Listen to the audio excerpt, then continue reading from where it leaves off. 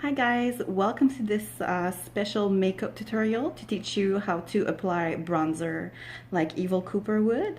I'm just kidding. I'm still mesmerized and puzzled by the last episode. I've had a couple of thoughts though, and I thought I would share them with you. First of all, I noticed when Evil Coop goes and meets Philip Jeffries, the apartment number is 8. And then I noticed that the guy with the green glove also has cell number 8. And as you might know, numbers are not always just random in Twin Peaks. And I know that David Lynch has some sort of interest for numerology. So I've been looking at this, and I mean, I don't personally believe in numerology, but I do find that it's interesting. I saw that it says it's actually mind over matter. That's one of the meanings, and knowing that Jeffries is stuck in a teapot, that is significant. That's not really the case for Cockney Guy, but I think that those two characters are linked. I don't know, maybe the guy won't have to punch Evil Cooper in the face like most of us thought. Maybe he'll just have to punch through a gigantic teapot. I'm confused with Jeffries because, I mean, he's mysterious, but the fact that he's associated with all the woodsmen, but then he talks to Cooper like it's the good Cooper. So I find, I'm not sure if I understand what his role is. Is he evil? Is he not? Living with the woodsman would definitely be a sign that he might not be on the bright side. And also, what's this place, that motel that we end up, I mean, it's confusing because the convenience store opens up a lot of different worlds, I feel, and then you end up in that motel where Leland used to go, and we saw Laura Palmer there as well in Fire Walk with Me. How did they get there themselves? I mean, they probably just drove there. It's hard to know. Or maybe each room in that motel signifies something completely different. But then I got to think that the Black Lodge, I mean, I'm not actually sure what I think the Black Lodge is. At first we all thought the Red Room was the Black Lodge, but it's really a waiting room in between the Black and the White Lodge. So would that convenience store actually be the Black Lodge? Because let's be honest, it's quite black over there. There's a lot of soot. It's hard to tell. And why is this one of the first woodsmen that he meets? Why is he bleeding? I mean, are these people dead? I'm confused, and it reminds me of Billy, of course. And he uses a wood stick, and he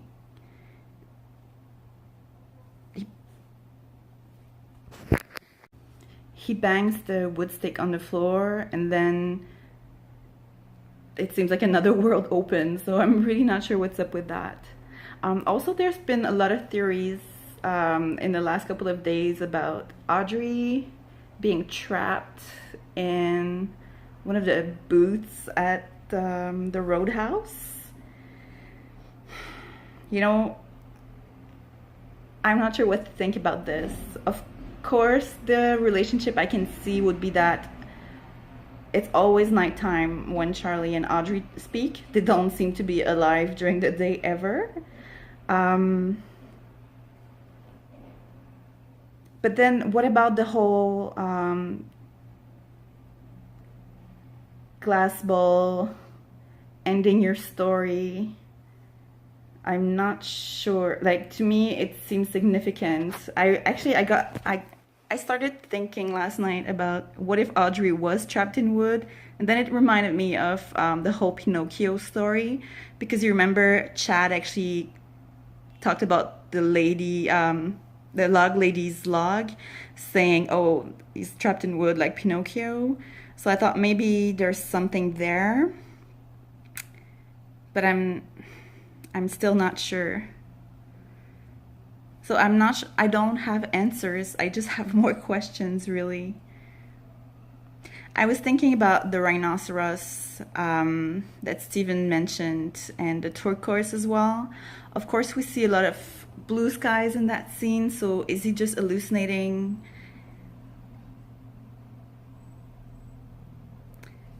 Remember when he and Becky were in the car and she snorted some drugs and then she looks at the sky and she seems so happy suddenly? There's a lot of those images with Stephen, although he represents something not angelic at all. And the way he speaks about, "Oh, I'll see you up there," like he's almost talking about paradise, but honestly, I don't see why he would believe he will get into paradise. So, is this just drug nonsense? I'm not sure. By the way, did you notice that on their trailer, right next to the door, there's like a sign? It looks like a silhouette. It's hard for me. I can't zoom in and actually have a good image, but I'm curious why they have this poster on their trailer. It seems significant. I don't know. To me, it looks like the silhouette of Agent Cooper, but that's just because I like when I see a silhouette, it seems like it looks like Kyle MacLachlan. um, and also, I've watched the comparison between that scene where Dougie, the whole scene with Dougie with the fork in the outlet. It's interesting. I don't know if it's just an aesthetic relationship between, the screams, the lightnings that you see. Is this just something they fill the episode with for continuity, or are there any kind of parallel between those two places? I'm not convinced, but who knows? For sure, the Roadhouse is quite mysterious, and that's where you see the dodgy people with those bikers and scary men. You actually see contemporary people, whereas where you go into RR, then it's more like the old-fashioned Twin Peaks. When you're at Norma's restaurant, you feel like the population in Twin Peaks is actually 5,000 instead of 50,000. But then at the Roadhouse, you see all those other people. Like it's now a bigger town than it used to be, a more modern place as well. And there's a lot of, evil men around there. And that scene with Dougie, he mentioned in that movie that we see. First of all, they talk about Norma, so I think that might be the first time that Dougie's attention is curious about the movie, and then of course the whole the old gang together, and then Gordon Cole. Let's call Gordon Cole for sure. That was the trigger. I'm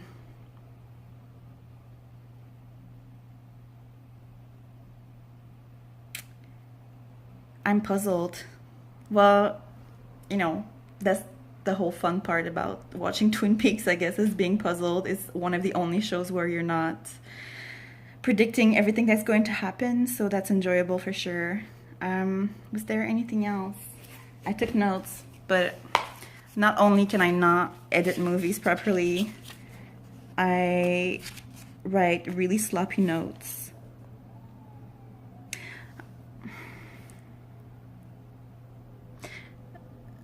About number 8, I'm sorry, this is really unstructured, but I have like 1 follower and 38 views, so nobody cares. The whole thing with the number 8, it's a balance. So I think maybe there's a balance between Cockney Guy and Philip Jeffries for sure, but also 8 represents something with success, finance and business success, assumption of power and karma. And going back to Steven, because it's such a chaotic video,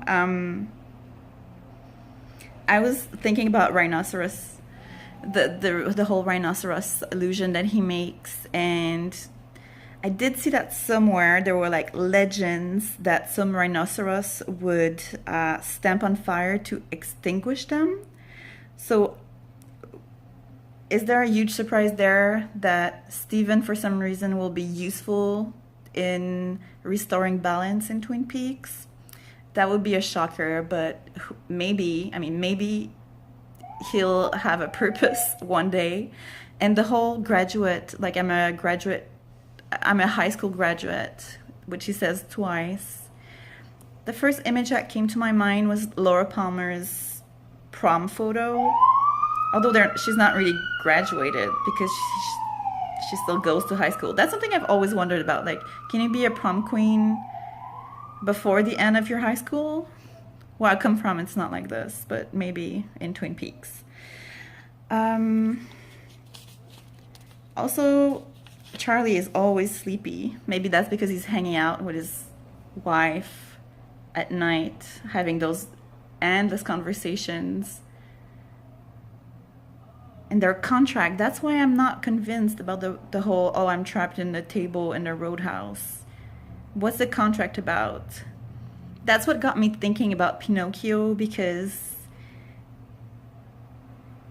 I'm trying to think about ending a story, some type of wood relationship, a contract.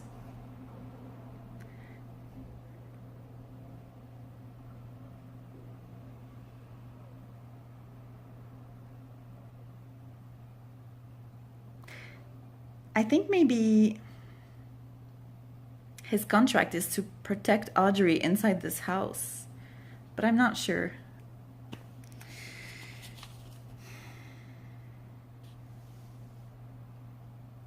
And when Dougie separates the two pear-shaped shakers, it's funny how he distances those two doppelganger shakers. He separates them from one another.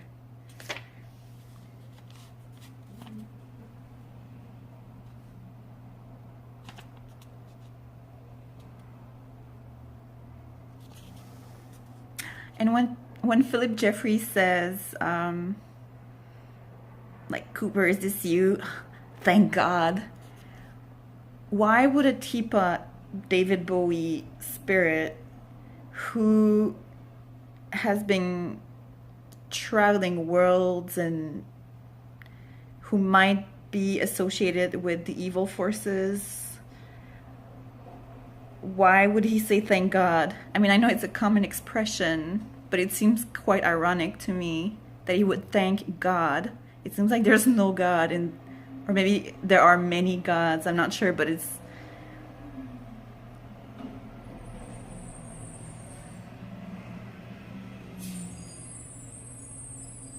for sure he is entertaining. Maybe I should watch Beauty and the Beast now because of that teapot metaphor.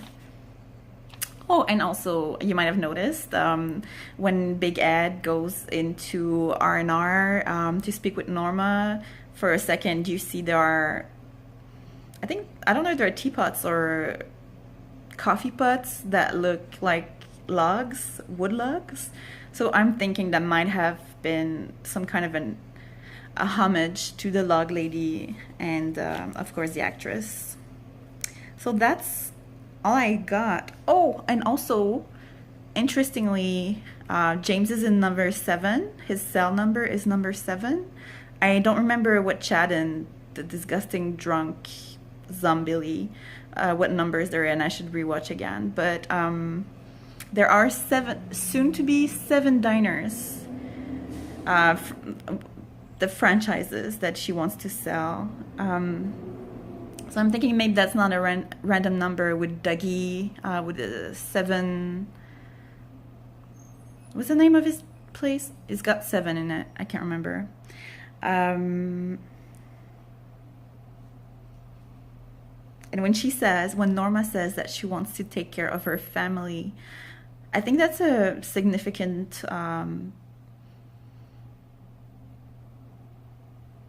aspect of her speech, because I mean she's been spreading herself too thin. It seems to me like this restaurant is a place where a lot of good things happen. There's a lot of human warmth, a lot of females taking care of the community there.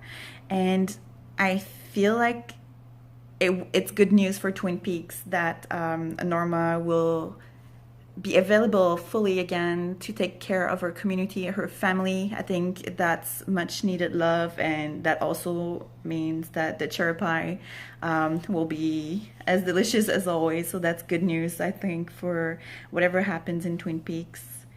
So those are my thoughts right now. I will certainly have some more, but I'm really confused. And I heard theories about the lady who speaks backwards and says she will open the door when Evil Coop goes to visit Jeffries, that we see her at the very end. And I noticed that when I watched her, but I didn't notice that she didn't have a head. So would that be the head that was found with Major Briggs' corpse? But then she had a head like 5 minutes ago. Well, more like 45 minutes in the episode, but I'm really confused about this, and I'm very much enjoying it. So if you guys have any thoughts, feel free to hit the comments. If not, well, I'll talk to you soon again. Thanks for watching.